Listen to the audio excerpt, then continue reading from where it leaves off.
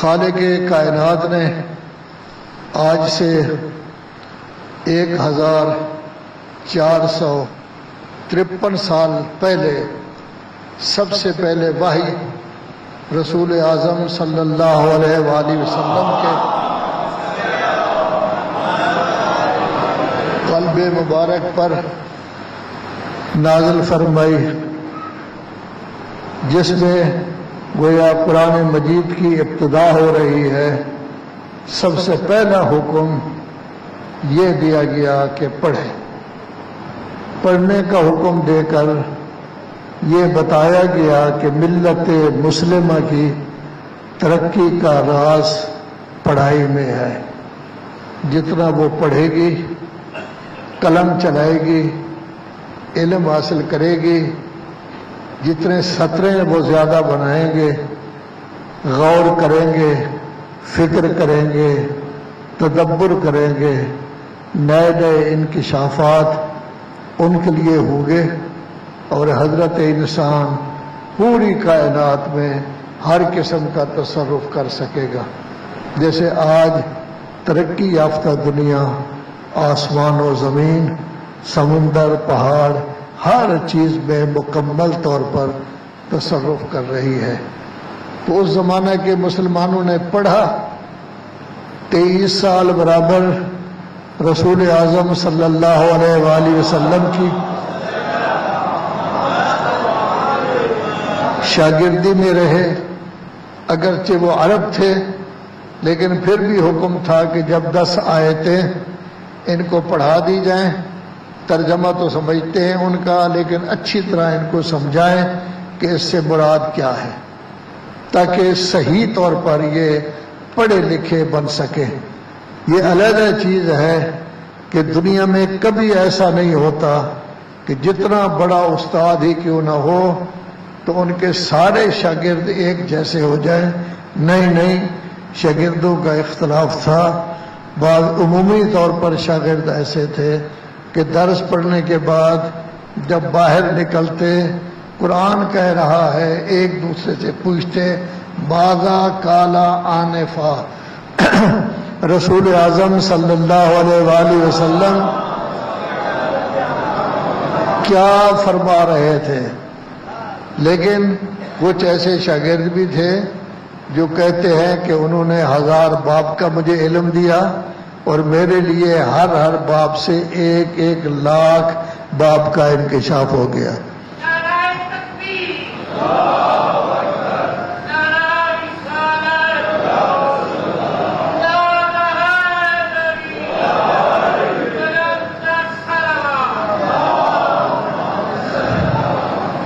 یہ ایسے عظیم شاگرد تھے کہ باقاعدہ اپنے خطبات میں ارشاد فرماتے رہے، مجھ سے پوچھو یہ قرآن مجید کی آیت کب نازل ہوئی؟ مدینہ میں نازل ہوئی، مکہ میں نازل ہوئی، کسی دیہات میں نازل ہوئی، میدان میں نازل ہوئی، مسجد میں نازل ہوئی، سفر کی حالت میں نازل ہوئی؟ میں بتا سکتا ہوں کہ آیت کب نازل ہوئی، کس کی شان میں، یہ کس کی مذمت میں نازل ہوئی۔ صرف یہ نہیں بلکہ میں یہ بھی بتا سکتا ہوں کہ آسمان میں کیا کچھ ہو رہا ہے۔ آسمان کے راستے زمین کے راستوں سے میں زیادہ جانتا ہوں۔ کاش ان کو موقع مل جاتا اور یہ رسول اعظم صلی اللہ علیہ وآلہ وسلم کی سیٹ سنبھال لیتے تو نہ کبھی مسلمانوں میں اختلاف ہوتا، نہ 73 مذہب بنتے، نہ آج خراب ہوتے جیسے مسلمان خراب ہو رہے ہیں۔ تو سب سے بڑی چیز جس کا حکم دیا گیا ہے پڑھنے کا، جب حکم دیا گیا ہے تو اللہ تبارک و تعالیٰ کی 2 کتابیں ہیں، ایک ہے کتاب آفاقی، ایک ہے کتاب انفسی۔ کتاب آفاقی کے پوری کائنات میں نظر دوڑائیں، ہر چیز کو دیکھیں، ستاروں کو دیکھیں، سیاروں کو دیکھیں، کہکشاں کو دیکھیں، پہاڑوں کو، زمینوں کو، ہر چیز میں باقاعدہ غور و فکر کریں۔ کتاب انفسی کہ زیادہ غور و فکر نہیں کر سکتے تو اپنے اندر غور و فکر کریں کہ میرے اندر کیا کچھ ہے، اللہ نے کون سی نعمت مجھے دی ہے، آنکھیں کیسے ہوئیں، کان کیسے ہوئے، زبان کیسے ہوئی، فلاں چیز کیسے ہوئی، خود انفس، اور ان دونوں کا آپس میں تعلق ہے۔ مولا کائنات امیر المومنین علی ابن ابی طالب کا ارشاد گرامی ہے، من عرف نفسہ فقد عرف ربہ، اپنے آپ کو آپ نے پہچان لیا تو رب کو بھی پہچان لو گے۔ اگر اپنے آپ کو ہی پتہ نہ چلا کہ میں کیا بلا ہوں کیا نہیں، تو پھر رب کو کیا پہچانو گے؟ سنریہم آیاتنا فی الآفاق وفی انفسہم حتی یتبین لہم انہ الحق، ہم آپ کو دکھائیں گے اپنی نشانیاں پوری کائنات میں اور خود آپ کے بدنوں میں، آپ کے اپنے بدن میں، لیتبین حتی یتبین، تاکہ آپ کے لیے واضح ہو جائے حق کیا ہے، تاکہ اس حق کے مطابق جو ہے وہ چل سکے۔ تو جب رسول اللہ کو فرمایا گیا اقرأ، تو یہ نہیں کہا گیا کیا پڑھے۔ مفسرین تعویلیں کرتے ہیں قرآن پڑھیں، قرآن تو ابھی شروع نہیں ہوا، اقرأ ہی کہا گیا ہے، تو پھر وہ کیا پڑھے؟ تو ایسی صورت میں اصل یہ اقرأ عام ہے، یہ نہیں کہا گیا کہ قرآن مجید خالی آپ پڑھیں اقرأ، یعنی گویا کہ پورے عالم پر نظر دوڑائیں، کتاب آفاقی کا بھی آپ ملاحظہ کریں، کتاب انفسی کا بھی ملاحظہ کریں، لیکن ایک قید لگا دی بسم ربک، اپنے رب کے نام سے، اپنے رب کے نام کو سامنے رکھیں۔ جب نئی چیز انکشاف ہو تو یہ کہیں کہ میرے رب نے مجھے توفیق دی ہے کہ فلاں چیز کا انکشاف ہوا۔ جب نئی چیز ایجاد کرو، میرے رب نے مجھے طاقت دی ہے کہ میں یہ چیز ایجاد کر سکوں۔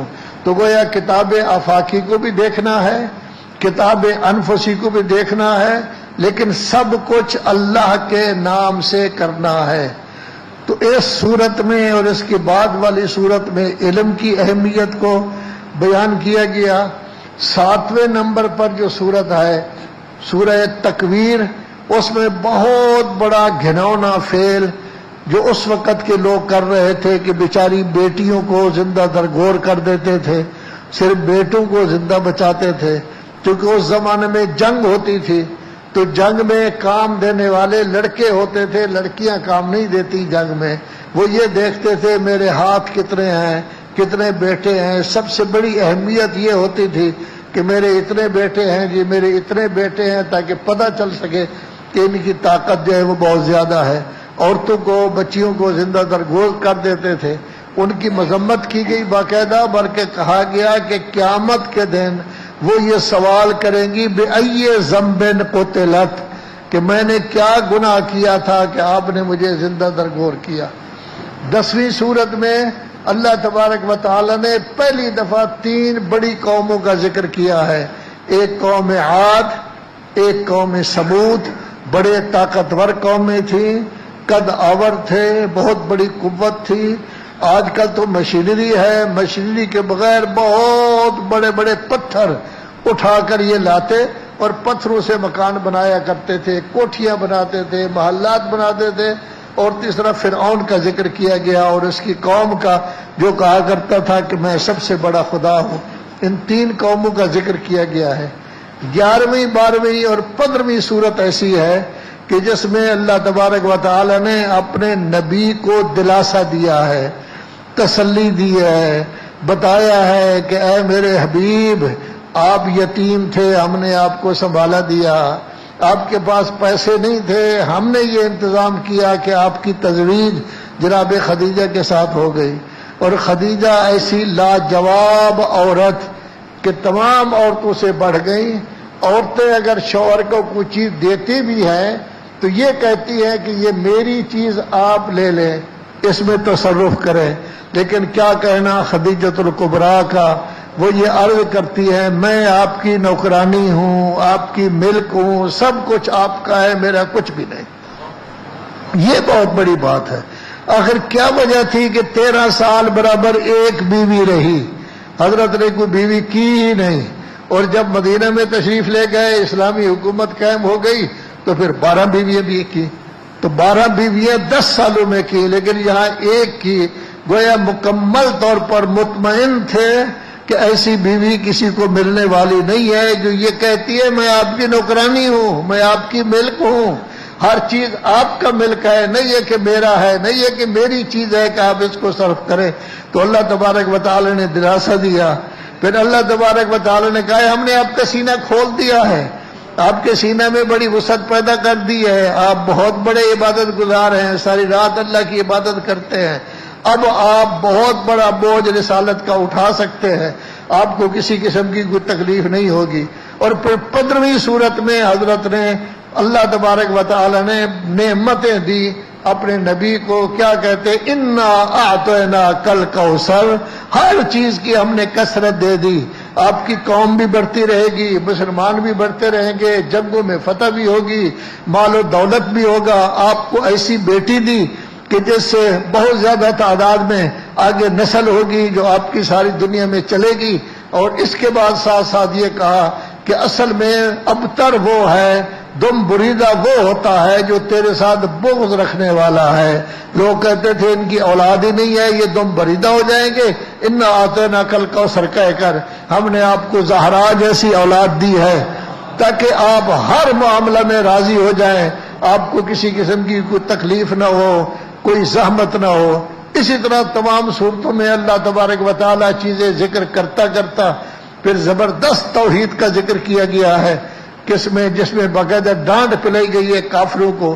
18ویں نمبر صورت میں قل یا ایھا الکافرون لا اعبد ما تعبدون، پھر 22ویں میں سورہ قل ھو اللہ احد جو توحید کی انتہا ہے، گویا بتایا گیا اصل اللہ ہے، وہی یکتا ہے، بے نیاز کوئی بھی نہیں، بے نیاز صرف اللہ کی ذات ہے۔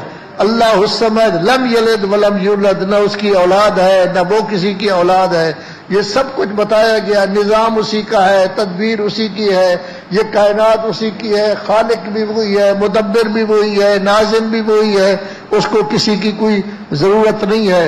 پھر سورہ قل اعوذ برب الفلق قل اعوذ برب الناس جیسی عظیم صورتیں ہمیں دی گئی۔ اسی طرح جو چیزیں ہمارے بدن کے لیے ضرورت تھی اللہ تبارک و تعالیٰ نے ان کا بھی ذکر کر دیا۔ قسم ہے انجیل کی، آپ کی تمام بیماریاں جو انسان کی معدہ کے عنوان سے ہوتی ہیں ان تمام کا علاج انجیر میں ہے۔ والزیتون، جتنی کمزوری انسان کو ہو جائے، اعصاب کی کمزوری، قوتوں کی کمزوری، پٹھے کمزور ہو جائیں، اس کے لیے سب سے بڑا علاج والزیتون، زیتون جو ہے وہ سب سے بڑا علاج ہے، تمام بیماریوں کا علاج ہے۔ تو اللہ تبارک و تعالی نے 28ویں نمبر میں اس کا باقاعدہ ذکر کیا۔ اور پھر اللہ تبارک و تعالی نے قیامت کا ذکر کیا ہے، قرآن مجید کی آمد کا ذکر کیا ہے۔ کہنے لگے قرآن لانے والے ہم، اتارنے والے ہم، اس کو جمع کرنے والے ہم، جمع کر کے دینے والے ہم۔ گویا بتایا گیا ہے یہ بعد میں شوشہ چھوڑا جائے گا، فلاں نے جمع کیا، فلاں نے جمع کیا۔ اللہ کہتا ہے نہیں، انا علینا جمعہ و قرآنہ، جمع کرنا بھی ہمارا کام، پڑھانا بھی ہمارا کام۔ فتبع قرآنہ، آپ اسی قرآن کی پیروی کریں جیسے ہم پڑھاتے جائیں۔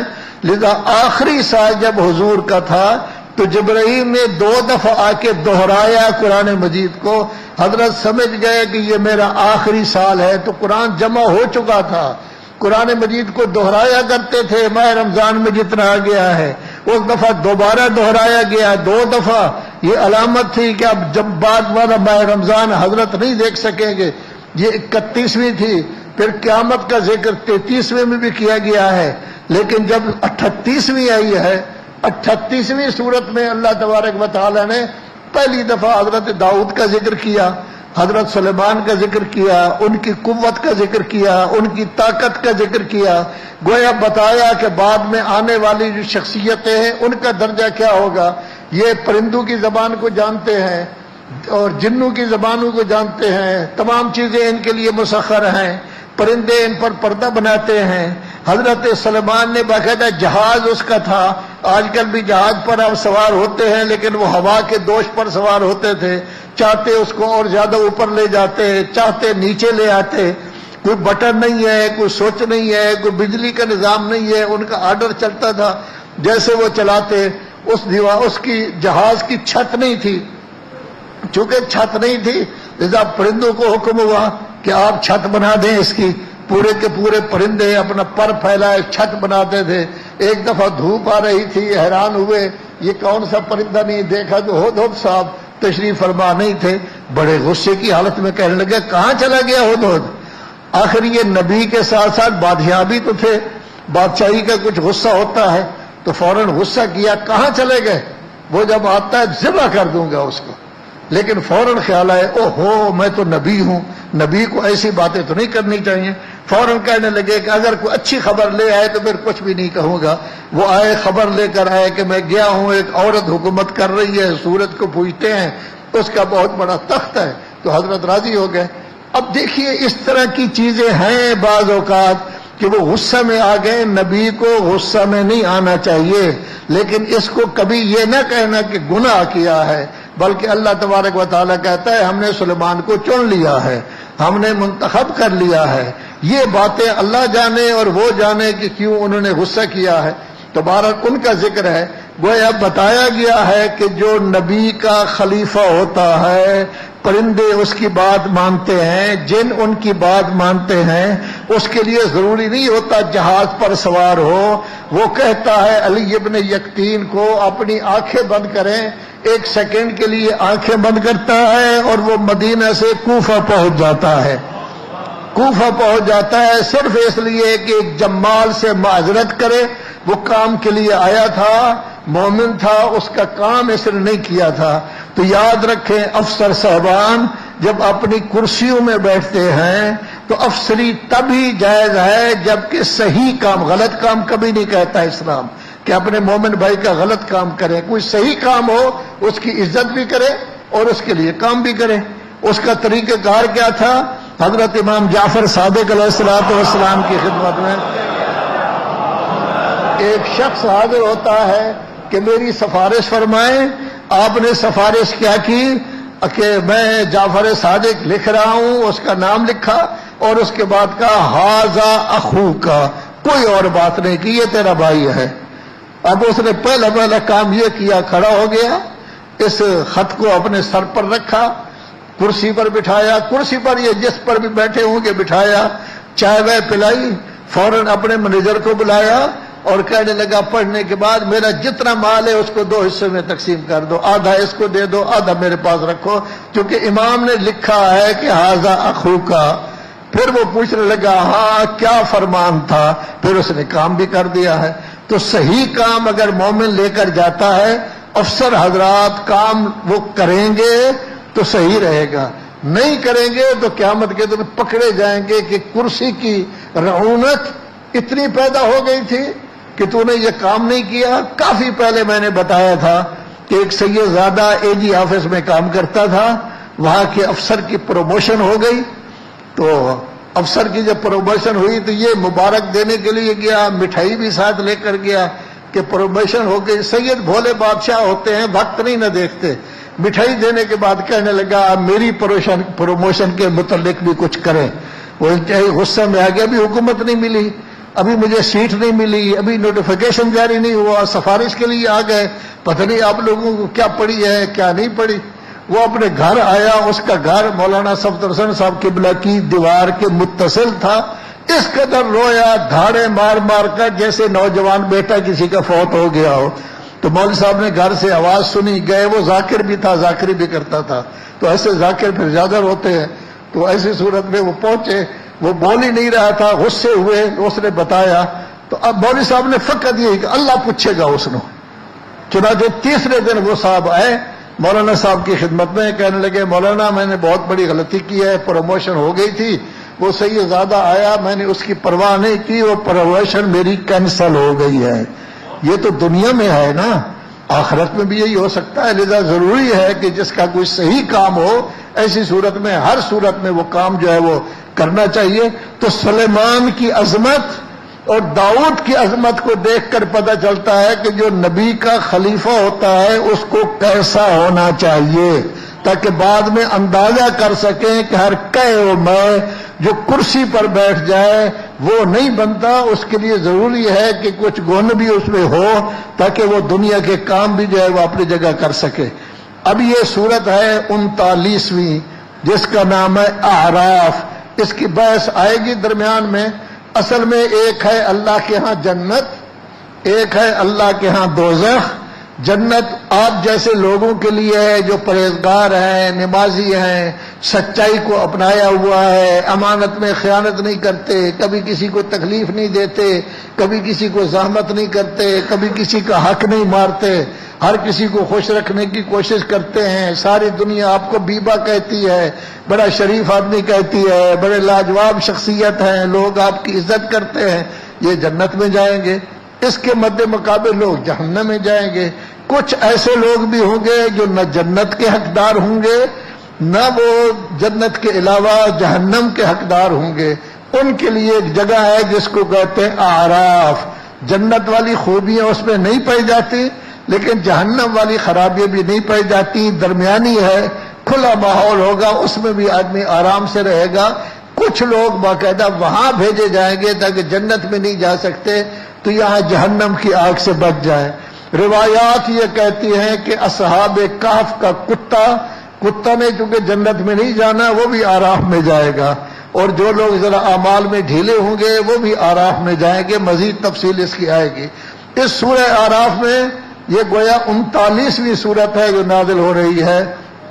اس میں اللہ تبارک و تعالیٰ فرما رہا ہے بسم اللہ الرحمن الرحیم، الف لام میم صاد۔ اس میں الف بھی ہے، لام بھی ہے، میم بھی ہے، صاد بھی ہے، یعنی 4 لفظ ملا کے اس کو جو ہے 3 لفظ ملا کے اس کو کہا گیا ہے باقاعدہ۔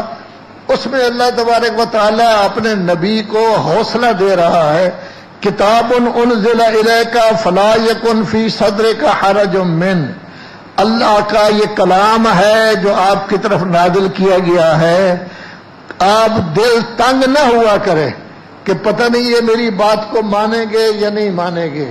آپ گھبرایا نہ کریں کہ پتہ نہیں یہ میری بات کو پسند کریں گے یا نہیں پسند کریں گے۔ لِتُنذِرَ بِهِ، آپ کا کام ہے میری طرف سے جو حکم ہو وہ لوگوں کو پہنچائیں، ان کو ڈرائیں کہ یہ غلط کام نہ کریں۔ وَذِكْرَى لِلْمُؤْمِنِينَ، اور یہ مومنوں کے لیے لامحالہ نصیحت ہوگی۔ بعض اوقات رسول اللہ تھوڑے سے گھبراتے تھے، جیسے قرآن مجید کا آیت ہے یا ایھا الرسول بلغ ما انزل الیک من ربک، اور پھر قرآن مجید کو کہنا پڑا ان لم تفعل فما بلغت رسالتہ، اگر آپ نے یہ حکم نہ پہنچایا گویا رسالت کا کام نہیں کیا۔ تو ظاہر ہے کہ کوئی اہم کام ہوگا نا کہ اللہ تبارک و تعالیٰ تاکید کر رہا ہے۔ پھر اللہ دوسری دفعہ تاکید کرتا ہے واللہ یعصمک من الناس، لوگوں سے اللہ آپ کو محفوظ رکھے گا۔ پھر اللہ کہہ رہا ہے اللہ کافروں کو ہدایت نہیں کرتا، تو گویا کافر ہو جائیں کچھ ہو جائیں لوگوں سے آپ کو محفوظ رکھیں گے۔ یہاں بھی کہا جا رہا ہے کہ کوئی حکم آپ کی طرف آئے آپ وہ حکم اللہ کا لوگوں تک پہنچائیں اور انذار کریں، ان کو تبلیغ کریں، ان کو بتائیں یہ کام کیا ہے، غلط ہے۔ یہ در حقیقت اس طرح کے احکام ہر کسی کے لیے ہوتے ہیں۔ قرآن مجید کا ہر حکم ہر کسی کے لیے ہے۔ گویا آپ کو بھی کہا جا رہا ہے، مجھے بھی کہا جا رہا ہے کہ جب اللہ تبارک و تعالیٰ کا کوئی حکم لوگوں تک پہنچانا ہو، ایسی صورت میں گھبرایا نہ کریں، اللہ کا حکم لوگوں تک اخلاق کے ساتھ، اچھائی کے ساتھ، اچھے لہجے کے ساتھ آپ لوگوں تک پہنچائیں۔ کافی میں حدیث ہے کہ جب بدعتیں جاری ہوں گی، نئے نئے شوشے چھوٹے جائیں گے، نئے نئے عقائد پیش کیے جائیں گے، غلط کاریاں ہوں گی، اگر اس وقت کوئی اللہ کا دین صحیح طریقے پر لوگوں کے سامنے پیش نہیں کرتا، علماء کا ذکر کیا جا رہا ہے، تو اس وقت کہا گیا ہے اس پر اللہ کی بھی لعنت ہوگی، انبیاء کی بھی لعنت ہوگی، فرشتوں کی بھی لعنت ہوگی، تمام لوگوں کی لعنت ہوگی کہ اس کو حکم پہنچانا تھا نہیں پہنچایا۔ شریعت میں گو مگو کی کیفیت نہیں ہوتی، گو مگو کی کیفیت والے کو کہتے منافق۔ منافق کا تذکرہ 5ویں پارہ میں ہے، مذبذبین بین ذالک، وہ کبھی اس طرف جاتے ہیں کبھی اس طرف جاتے ہیں، ڈرتے رہتے ہیں لوگ کیا کہیں گے لوگ کیا کہیں گے۔ یہ منافق کا کام ہے، صحیح مومن کا کام ہے جو اللہ کا حکم ہو وہ باقاعدہ لوگوں کو بتائیں، نہ گھبرائیں کہ لوگ کیا کہیں گے۔ یہاں نبی اعظم کو بھی کہا گیا ہے کہ کوئی حکم آپ کو دیا جائے آپ گھبرائیں نہیں، دل تنگ نہ ہو، ہر صورت میں یہ حکم آپ لوگوں تک پہنچائیں، تبلیغ کریں، ان کو ڈرائیں، اور مومنوں کے لیے نصیحت ہے۔ ایک قاعدہ کلیہ بیان کیا جا رہا ہے، اتبعوا ما انزل الیکم من ربکم، لوگوں اللہ کی طرف سے جو چیز نازل کی جائے اسی کی پیروی کرو، ولا تتبعوا من دونہ اولیاء، اپنی طرف سے ولی نہ بناؤ، اپنی طرف سے بڑے لوگ نہ بناؤ، اپنی طرف سے لوگوں کو چودھری نہ بنا لو کہ وہ بات کریں گے تو ہم مانیں گے وگرنہ نہیں، اپنی طرف سے بنانے کی آپ کو اجازت نہیں، کسی کو اپنا سرپرست بنانے کی اجازت نہیں، کسی کو اپنا حاکم بنانے کی اجازت نہیں، بلکہ اللہ کی طرف سے جو کچھ نازل ہوا ہے، جن جن کو اللہ تبارک و تعالی نے ولی بنایا ہے فقط انہی کو سمجھو، اپنی طرف سے کسی کو ولی بنانے کی کوشش نہ کرو۔ قلیلا ما تذکرون، بہت کم نصیحت حاصل کرتے ہو۔ اللہ فرماتا ہے میں کہتا رہتا ہوں لیکن میری بات بھی کم مانتے ہو، زیادہ تر نہیں مانتے، کیوں؟ قلیل من عبادی الشکور، بہت کم لوگ ہیں جن کے ذہن میں آتا ہے کہ اللہ کا شکریہ ادا کرنا چاہیے، وگرنہ مال بڑھتا رہتا ہے، وہ کہتے ہیں یہ میری کوشش سے ہو رہا ہے۔ پھر جب ایک ہی دفعہ زمین پر آ گرتا ہے اور مال جو ہے قبض کر لیا جاتا ہے، کچھ بھی نہیں بچتا، جل جاتا ہے، زلزلہ آ جاتا ہے، ہر چیز تباہ ہو جاتی ہے، پھر کہتی ہے اوہو کاش میں اللہ کو مانتا تو پھر یہ میری صورت نہ ہوتی۔ تو اللہ اس وقت یاد آتا ہے جب مصیبت ہو، جب مال کے گلچھڑے اڑ رہے ہو، پھر اللہ یاد نہیں رہتا۔ اللہ فرماتا ہے بہت کم لوگ نصیحت حاصل کرتے ہیں۔ قلیل من عبادی الشکور، در حقیقت ہمیں تو درس دیا گیا ہے کہ دیکھو جو کچھ اللہ کا حکم ہے اس کے مطابق چلنا چاہیے۔ خوش نصیب ہیں آپ لوگ، ملت جعفریہ کے ماننے والے لوگ، منسلک لوگ خوش نصیب ہیں کہ اللہ نے ان کے لیے 14 نمونے پیش کیے ہیں، رسول اللہ سے لے کر امام زمانہ عجل اللہ تعالی فرجہ الشریف۔ ہمارے برادران کے لیے ایک ہی اسوہ ہے رسول اللہ، اور ان کے لیے کوئی اسوہ نہیں، ان کے اپنے بنائے ہوئے بھی نہیں ہیں، لیکن آپ کے لیے تو اللہ نے 14 پیش کیے ہیں، بی بی بھی پیش کی ہے اور 13 مرد بھی پیش کیے ہیں، امام بھی ہیں، نبی بھی ہیں، اور کافی وقت وسیع ہے جو آپ کے لیے پیش کیا گیا ہے تاکہ سمجھیں سوچیں۔ پھر کوئی مرحلہ انسان کا ایسا نہیں، تنگی ترشی، مال کی کمی، زیادتی، کہ جس کی مثال باقاعدہ معصومین علیہ الصلوۃ والسلام میں نہ ہو۔ تو ظاہر ہے کہ ہر جگہ مثال جو ہے وہ اپنی جگہ پر موجود ہے۔ پھر انہوں نے صحیح طریقے پر آپ کی تربیت کی ہے، آپ کو سمجھایا ہے کہ زندگی بسر کرنے کا ڈھنگ کیا ہے۔ آپ کسی استاد کو نہیں دیکھیں گے، نہ حضرت ابو حنیفہ کو، نہ مالک کو، جو اس طرح سمجھایا ہے جیسے امام جعفر صادق علیہ السلام نے سمجھایا ہے۔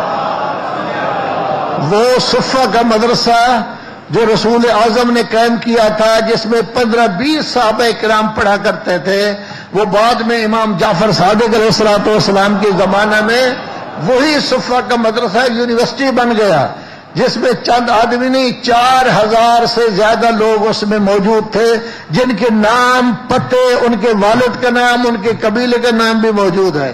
اس میں افریقہ کے لوگ بھی تھے، ترکی کے لوگ بھی تھے، روم کے لوگ بھی تھے، اسی طرح حبشہ کے لوگ بھی تھے، سوڈان کے لوگ بھی تھے، اور اسی طرح ہند اور سندھ کا بھی باقاعدہ نام ہے، ان کے بھی تھے۔ سندھ کو یہ خصوصیت حاصل ہے کہ پورے سندھ، البتہ سندھ اس زمانہ میں بمبئی سے لے کر کابل تک ہوتا تھا، تو گویا سندھ کے جو ہے وہ 3 آدمی ہیں، اور پورے ہند کے جو ہے وہ 2 آدمی ہیں جو اس زمانے میں ان کے بعد درس پڑھتے تھے، اور درس پڑھنے والے ہندو بھی ہوتے تھے، سکھ بھی ہوتے تھے، مسیحی بھی ہوتے تھے۔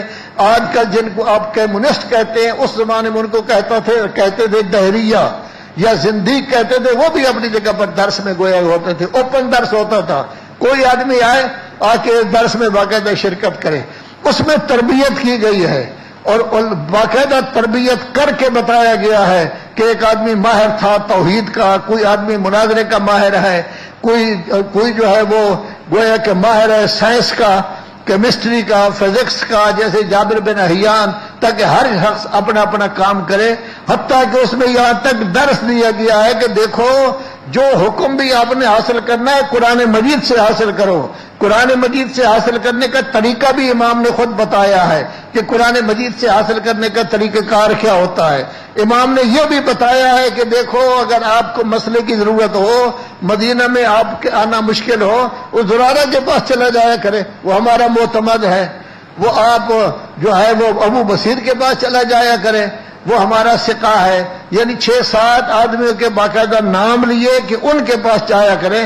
تو گویا ہمیں درس دیا گیا ہے کہ جب غیبت کبریٰ کا زمانہ ہوگا تو پھر مجتہدین سے آپ کو پوچھنا ہوگا. اور ان کو سمجھایا گیا ہے کہ قرآن مجید سے احکام حاصل کرنے کا طریقہ کار کیا ہے. آج سب سے بڑا عیب جو ہم میں پایا جاتا ہے اکثریت میں، وہ یہ ہے کہ ہمارا قرآن کے ساتھ تعلق کم ہے. اگر ہے تو پڑھنے کی حد تک ہے، ہم مطلب نہیں سمجھتے، قرآن مجید کا ترجمہ نہیں سمجھتے. وگرنہ ہمارے جتنے مسائل ہیں وہ سارے کے سارے قرآن مجید سے حل ہو سکتے ہیں اگر ہم توجہ کریں. اسی لیے میں ہمیشہ کہتا رہتا ہوں کہ 24 گھنٹے میں 1440 منٹ ہیں. آپ پر واجب تو 17 رکعت نماز ہے، تو باقی جو ہے اللہ تبارک و تعالی نے آپ کو ٹائم دیا ہے، اس میں 5 منٹ قرآن مجید کو دے دیں. ایک سطر پڑھیں، ایک لفظ کا معنی دیکھیں، اس کا ترجمہ دیکھیں، آدھا منٹ سوچیں کہ پیغام کیا مل رہا ہے. اس طرح اگر کریں تو قرآن مجید آپ کو واعظ بھی کرے گا، نصیحت بھی کرے گا، تبلیغ بھی کرے گا.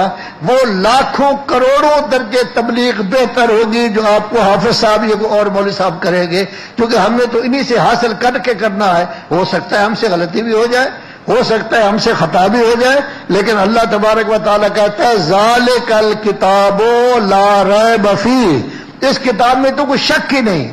اللہ تبارک و تعالیٰ کہتا ہے باطل نہ دائیں طرف سے آ سکتا ہے، نہ بائیں طرف سے، نہ پیچھے سے، نہ آگے سے. تو ایسی کتاب تو حق ہے، اللہ کی طرف سے آئی ہے، اللہ حق ہے.